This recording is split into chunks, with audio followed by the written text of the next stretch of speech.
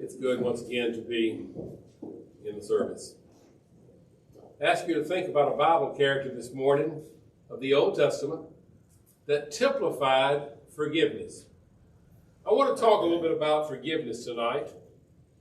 And I don't think there's a more desirable characteristic within a person's personality than the ability to forgive. The Apostle Paul said in Ephesians, the 4th chapter, in verse 32, "Be ye kind to one another, tender-hearted, forgiving one another, even as God in Christ forgave you." The idea of forgiveness is the idea of pardon, not holding one chargeable, restoring one back to a state of bliss or born in a state before he fell or something happened. I want you to think about the art of forgiveness tonight. My wife had to learn that very early because she lives with me. She has to forgive me all the time. You know, my mouth, my actions, my deeds, whatever the case may be. The ability to forgive is one of the ingredients of any relationship. The relationship of the marriage, the husband, the wife, the church, the brother. Being able to overlook one another, the necessity of forgiveness is one that's there. It has been said that there are three kinds of the human heart: a giving heart, a thanksgiving heart, and a forgiving heart. And you'll notice if you find a tender heart, if you find a giving heart, you'll usually find one that's forgiving. Being unforgiven is one of the sins that was listed by the Apostle Paul in the church in Rome. They were unloving, unforgiving, unfaithful, unholy. It's a terrible thing when we can't understand forgiveness. So let me reveal our character. Some of you thought it was Abraham. Some said it was Moses. Let's go to Genesis chapter 50. I've got to say this. When I came in tonight, Brenda asked me the question, where in the Bible is the word forgiveness mentioned first? And she told me Genesis chapter 50. And then she said to me, I didn't find what character you was talking about. Joseph. You think about Joseph and his attitude and the things that happened to him. Let's begin our reading in Genesis chapter 50.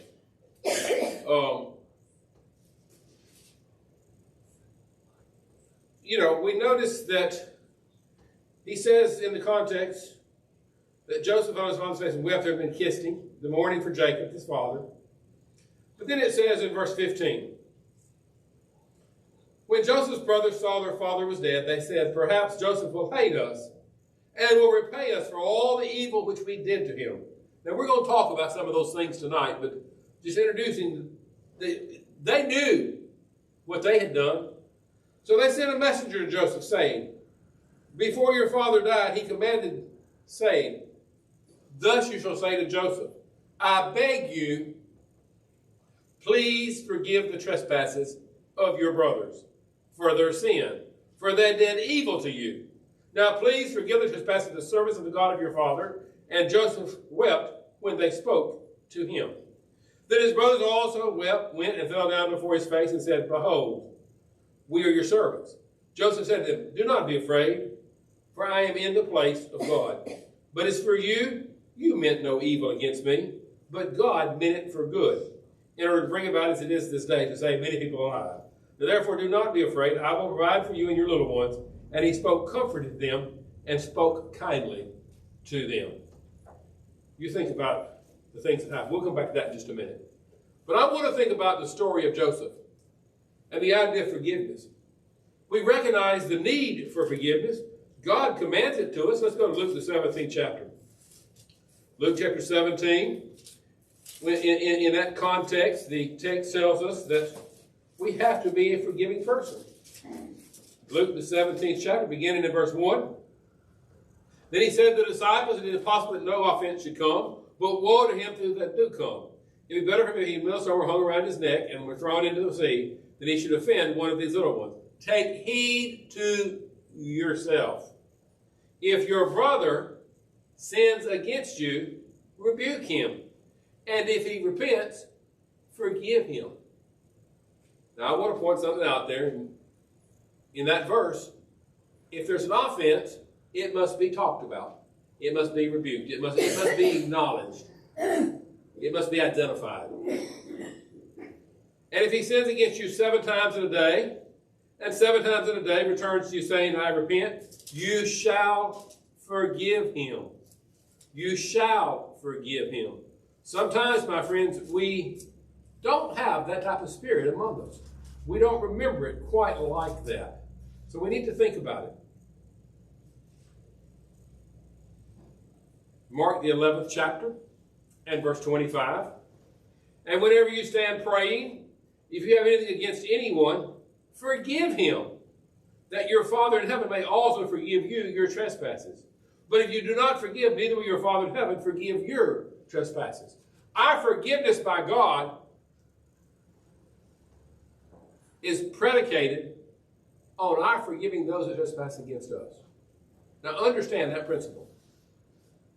We must be in spirit. Every one of us has needed forgiveness. Every one of us has needed to be the forgiver. So you think about the importance of it. We can go back throughout the Bible and we can talk about the example of Jesus. He's our example. He forgave those that trespassed him. We have to be that forgiving person. What I mean with the idea of forgiveness is one that simply, I won't hold it against you. I've heard people say, I won't forget, but I'll forgive you. I've heard people say, I'll forgive you, but I hope never to see you again. I've had people make the statement that I'll forgive you and bury the axe, but I'm going to leave the handle sticking up in case I need it in years to come. Folks, those type of statements are not forgiveness. They are not true forgiveness. We must be able to forgive with a kind attitude, removing all animosity, hatred, bitterness, grudges, whatever the case may be. When it says what it means to forgive is simply to restore us back to this position we were before the offense occurred. Forgiveness. Sometimes we miss that. We must forgive according to the golden rule. Do it to others, you'd have to do it to us. Now that's the idea of forgiveness that we're talking about. So let's go now to the story of Joseph. Several weeks ago, we talked about Moses, and I thought about Bible characters. Let's get the one that we're speaking of is Joseph. He was his birth in Genesis chapter 30, picking up about verse 22. It tells us in that context that then God remembered Rachel, and God listened to her and opened her womb, and she conceived and bore a son, and said, God has taken away my reproach. So she called his name Joseph and said, the Lord shall add to me another son. We notice that Joseph is the first son of Rachel because of her barrenness. Now, her sister had borne Jacob several other sons, but this was the special child. Joseph is one of the special ones. He was in, we're going to look at him. He was the special one. He was the favored one, if you would. And we notice that favoritism, and I use that with quotes around it, is one that caused the problem. He was at 17 years old. He was one of his son's favorites. Let's go to Genesis chapter 37. We'll pick up our story in verse 37. Genesis chapter 37, now Jacob dwelt in the land where his father was a stranger, in the land of Canaan. This is the history of Jacob. Joseph, being 17 years old, was feeding the flock with his brother. And the lad was the son of Bilhah and the son of Zilpah, the father's wives. And Joseph brought a bad report to them, to their father. But now Israel loved Joseph more than all of his children because he was the son of his old age. And he made him a tunic of many colors. Joseph's coat of many colors. Now you think about that. That would have been a special item to him. But we notice that it becomes an item that is taken away from him. We notice the story that his brothers went to feed his father's flock in Shechem. Let's lay the foundation of it. Joseph sent the 17-year-old kid out here, go check on your brothers. Go see how they're doing. I've heard some bad things. Go see how they're doing. That's a simple mission. And we notice that he goes out to Shechem, and he can't find him. So they find out where he's at, and they see him before. Pick up verse 12. Then his brothers went to feed their father's sheep in Shechem. And Israel said to Joseph, are you feeding your brothers, feeding the flock of sheep? Come, I'll send you to them. So he said, here I am. Then he said to him, please go and see if it is well with your brother, and well with the flock, and bring the word to me. So he sent him out of the valley of Hebron, and he went to Shechem. Now a certain man found him, and there was wandering in the field, and the man asked him, saying, what are you seeking? He couldn't find them. And they said, I'm looking for my brothers. And the man told him that they'd gone over to Dothan. So he goes over to them, and while he is yet afar off, notice verse 18. Now when they saw him afar off, even before he came near them, they conspired against to kill him. Now get the attitude of this. Here is the brothers against the 17-year-old, the little brother, the youngest brother, the baby brother, at this point in time, of Rachel. He says to them, he says, we're going to kill him. We conspired against him. Look, this dreamer is coming. Go therefore, let us now kill him and cast him into some pit, and we will say some wild beast devoured him. Now, would you be a forgiving person? I want you to notice the degree of hatred, the hard will, the ill will that these brothers had towards Joseph.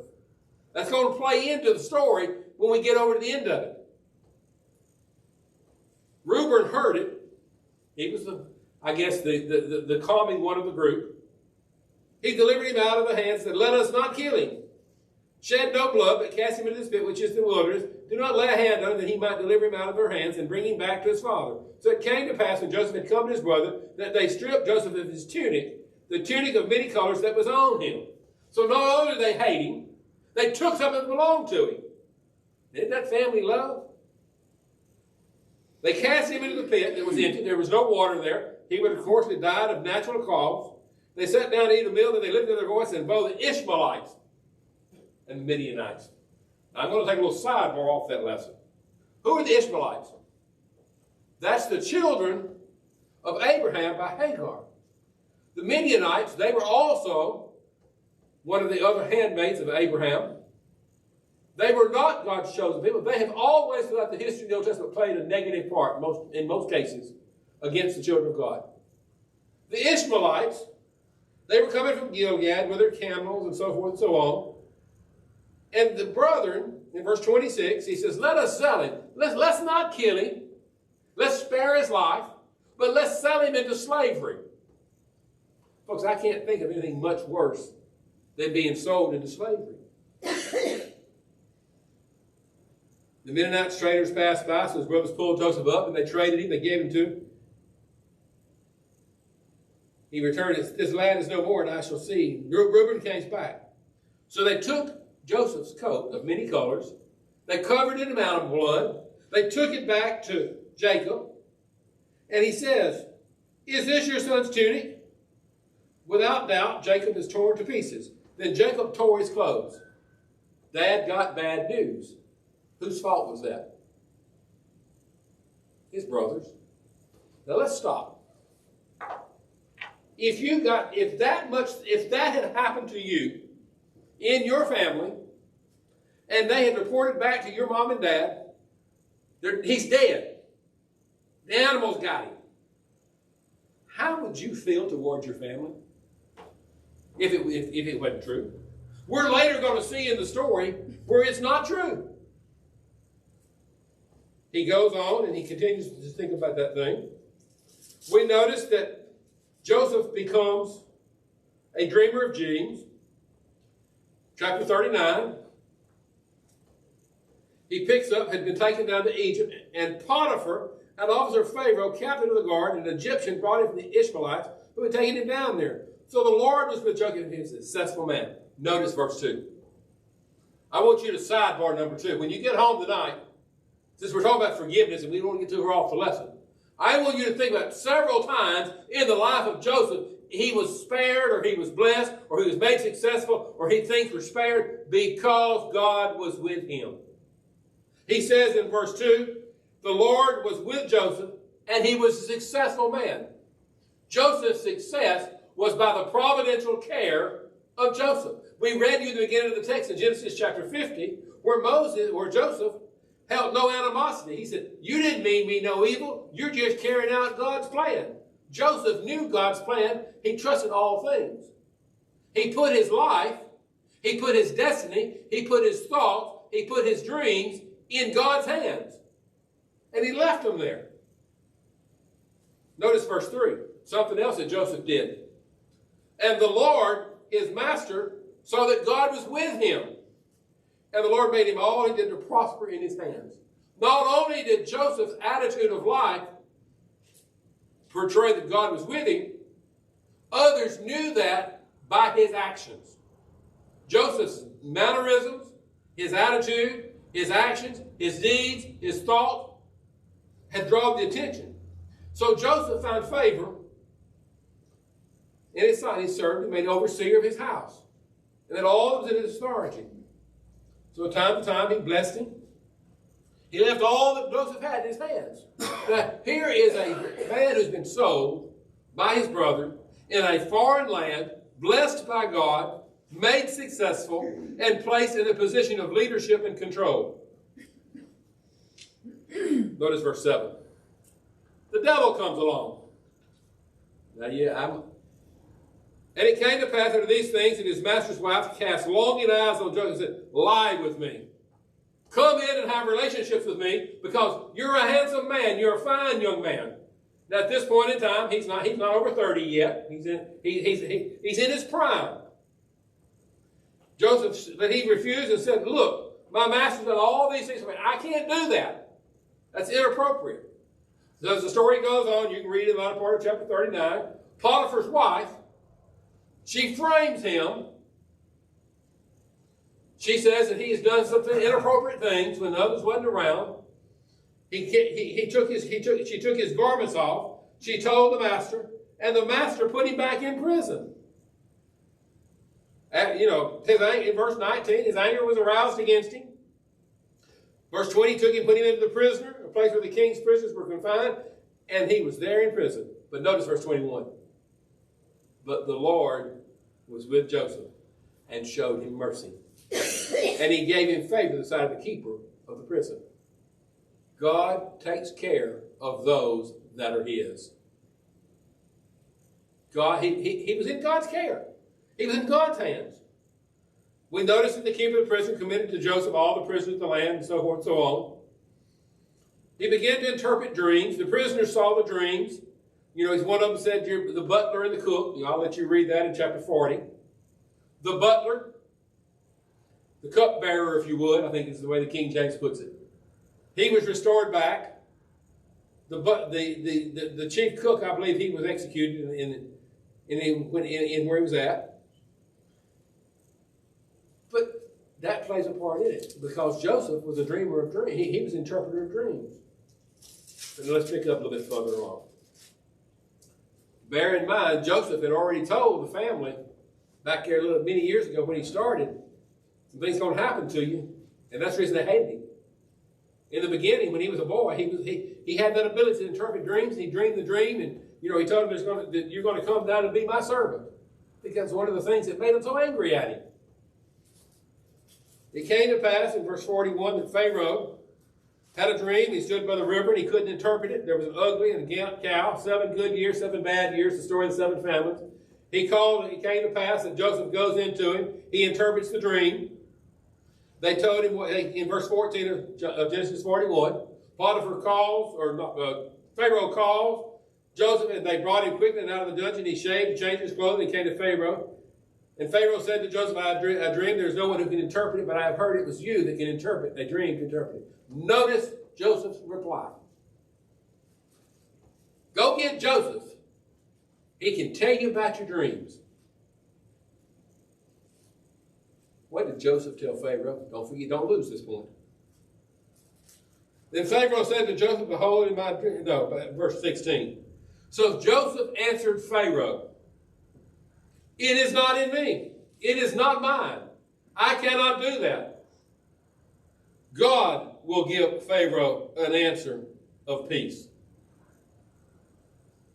Joseph did not take the credit for being an interpreter of dreams, but gave it to God. Do you see his faith? Do you see his allegiance? Do you see his raising? Do you see his belief? Do you see his... Joseph, now he's been sold by his brother. He's been told he's dead. He's been accused of sexual misconduct. He's been cast into prison. But he has yet to lose his faith. He has yet to lose his dependence in God. That's his moral character. That's his strong point. That's a lesson for you and I. All of these bad things can happen, but don't lose sight of God's power. In all of the adversity, don't lose sight that God's in control. Anyway, the story goes on. He interprets the seven cows, 7 good cows, 7 lean cows, 7 years of prosperity and 7 years of famine. He tells Pharaoh, you better get Egypt ready. You better make plans for it, Pharaoh. And in verse, the advice was good to the eyes of Pharaoh and in the eyes of his servants. And Pharaoh said, can we find such a one as this? A man in whom is the Spirit of God. There again, noticing Joseph's reliance upon God. Then Pharaoh said to Joseph, inasmuch as God has shown you all this, there is no one in discerning as wise as you. You shall be over my house. Now, he's already been taken out of prison, but he's put back in it. He's raised back up. Now, let's get verse 46 of this chapter. Joseph was 30 years old. This is taking place since he was 17. He's now a 30-year-old man. He's in charge of Pharaoh's wealth. He's in charge of Pharaoh's store. He's in charge of making sure the land has plenty to eat during the 7 years. He's returned to a position of power. Verse 46 of Genesis 41. Joseph was 30 years old when he stood before Pharaoh, king of Egypt, and Joseph went out from the presence of Pharaoh and went throughout all the land of Egypt. He brought about the 7 years he got ready. He gathered much grain, he prepared them, and he got ready. Now, let's get back to chapter 42.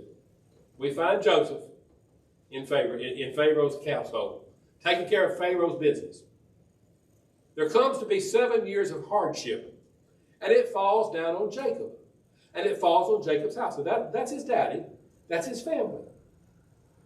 Verse 42. When Jacob saw that there was grain in Egypt, Jacob said to his sons, why do you look at one another? And he said, I have heard there's grain in Egypt. Go down to that place and buy for us there, that we may live and not die. Go down to Egypt. You boys go on down there to the grocery store. You get us some food and you take care of it. They went down to buy land. Notice verse 6, and I'm in Genesis 42. Now Joseph was governor of the land, and it was he who sold to all the people of the land. And Joseph's brothers came and bowed down to him with their faces to the earth. Joseph saw his brothers and recognized them. Notice verse 7. I want to tell y'all something. I don't know about you. Do you know what I told them boys? I hate it for you. You remember y'all sold me. You put me in a pit. You took my coat that meant something to me. You lied to my daddy. You've done all of these things to me. And you want me to do what? Now, we may not exaggerate it like that. But you think about people who err against us and have hardship against us or hard feelings against us, and we hold that grudge. We hold that animosity. We hold that bitterness. Whatever you want to call it. They come to us in an opportunity that we can display a Christian attitude of forgiveness, and we have the attitude, I don't know who you are. Remember when? Remember back yonder when such and such happened? Is that what Joseph did? That's the reason I wanted to use Joseph as the idea of forgiveness. Joseph had every human reason to tell his brother, go starve to death. I don't care. You're the one that sold me down here. You're the one that lied about me. You're the one that caused me to be in prison. You're the one that caused me. He didn't have that attitude. They did not recognize him, but he recognized them. Now, but notice verse 7. But he acted as a stranger to them and spoke roughly to them. Then he said to them, where are you from? Now, here again, I got to give old Joseph the credit. He spoke roughly to them. And they said, from the land of Canaan to buy food. So Joseph recognized his brothers, but they did not recognize him. Then Joseph remembered the dreams which he had dreamed about them and said to them, you are spies. You've come to see the nakedness of the land. And they said, no, my Lord, we're not spies. And you go through the context of it, and Joseph tells them, well, you go back and you bring your baby brother down here. You leave one here. You leave Benjamin. I believe it's Benjamin he left with him. You bring back your brother. I'll keep the other in prison, that your words may be tested. Do you see that Joseph was human? He was playing with them. He was leading them on. Now, when I was reading this afternoon, I thought about something else. And I don't want to get to verse 22. Remember Reuben? He's the one that saved Joseph's life. Reuben is the one that said, let's not kill him, let's put him in the pit. Notice verse 22 of chapter 42. And Reuben answered him, saying, did I not speak to you, saying, do not sin against the boy? And you would not listen. Therefore, behold, his blood is now required of us. And they did not know that Joseph understood them, for he spoke them through an interpreter. And he turned himself away from them and wept. Then he returned to them and talked with them, and took semen from them and bound him before their eyes. Reuben basically, I told you so. Joseph gave a commandment to fill their sacks with grain, restore their money, and he sent them back to Canaan. He sent them back to Jacob. They went to Jacob, their father, in the land of Canaan, all that had happened to them. And Jacob said, I don't want my son to go down there and be lost with them. But finally, Jacob relents, and they go down to Egypt. Then in verse 43, Joseph's brothers return with Benjamin. He begins to pick up the story. We pick up the story there. And he returned to their father and told him all that happened to them in Egypt, but he refused to take Benjamin. When the grain ran out, Jacob finally relented and allowed his son to take Benjamin to Egypt to get more. They took their money, and I believe that the context says they doubled their money. They paid for the grain for the first trip because Joseph had sent his money back to them. You can read that part of the story. But notice, Joseph prepares a meal for them and fills their sack with grain. He begins to notice that. And we understand the story. That as the money ran out and as the grain ran out, they returned back to Egypt land. Judah tries to take his place of Benjamin. They try to negotiate with him. But Joseph couldn't keep it from any longer. They were afraid because of what they had. Notice they made preparation ready for Joseph's coming. He tells them, take these men to my house. And he ordered the men to go. The men were afraid because they were to Joseph's house, and they said, it's because of their money when they returned our sacks the first time. They were running, so they may make a case against us and seize us and take us slaves from our donkeys. And they drew near to the steward of Jacob's house, and they talked with him at the door of the house. I'm in verse 20 of Genesis 43. Oh, sir, we indeed came down the first time to buy food, but it happened when we came to the encampment that we opened our sacks, and each man's money was in the mouth of his sack, our money in full rate. So we bought it back in our hand. He brought out another money in our hands to buy food. We do not know who put the money in our sacks. But he said, peace be with you. Do not be afraid. Your God and the God of your father has given you treasures in your sacks. I had your money. Then he brought semen out to them. So the man brought the men into Joseph's house and gave them water and washed their feet, and he gave their donkeys feed. Then they made the present ready for Joseph's coming at noon, and they heard that they would eat bread, therefore. And when Joseph came home, they brought him the present which was in their hand into the house, and bowed down for him to the land. Then he asked them about their well-being and said, is your father well? The old man to whom you speak, is he still alive? And they answered, your servant, our father, is in good health. He is still alive. And they bowed their heads toward the and prostrated themselves. Then he lifted his eyes and saw his brother Benjamin, his mother's son, and said, is this your younger brother of whom you spoke to me? And he said, God be gracious to you, my son. Now his heart yearned for his brother, so Joseph made haste and sought somewhere to weep. And he went into his chamber and wept there. Now notice the reunion. He has not yet identified who he is. They were being treated. Then he washed his face and came out and restrained him and said, serve the bread. So they put a place before him, and they brought in Egypt, who ate with him by themselves, because the Egyptians could not eat with the Hebrews, for this is an abomination to the Egyptians. And they set for him the firstborn according to his birthright, and the youngest according to his youth. And the men looked in astonishment one another. Then as he took servants to be them, but Jacob's was 5 times as much as theirs. So they drank and were merry. And then we meet the story of Joseph's cup. They put it in there. Here again, they seem to be framed. Judah intercedes on behalf of Benjamin, says, take him. Verse 45 and verse 1. Joseph could not restrain himself, for all that stood before him. And he said, make everyone go out from me. So one stood with him while Joseph made himself known to his brother. Now, folks, that's a reunion. I want you to notice something on Joseph's part. That's kind of a lengthy reading to get us to this point. The attitude that Joseph had in Genesis chapter 45, and he wept aloud, and the Egyptians and the house of Pharaoh heard it. I want you to see the emotional reunion. Joseph has known all this time. Joseph had every opportunity to get evil, to get even. He hadn't. Then Joseph said, but I am Joseph. Does my father still live? But his brothers could not answer him, for they were dismayed in his presence. They could not believe where they found themselves. And Joseph said to his brother, please come near to me. So they came near. Then I am Joseph, your brother, whom you sold into Egypt. But now do not therefore be grieved or angry with yourselves because you sold me before, for God sent me before you to preserve life.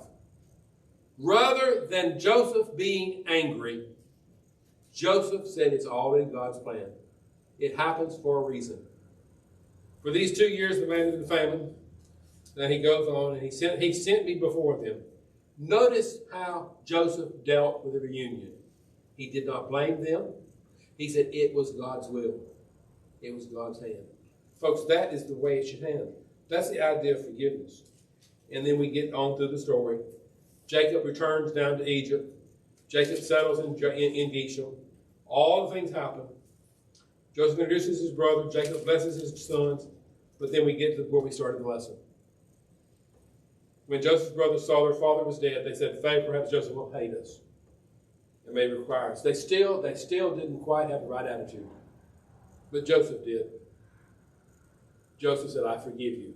Do not be afraid, for I am in the place of God. Do not be afraid. But it's you for you. You meant evil against me, but God meant it for good. Folks, that's what forgiveness is.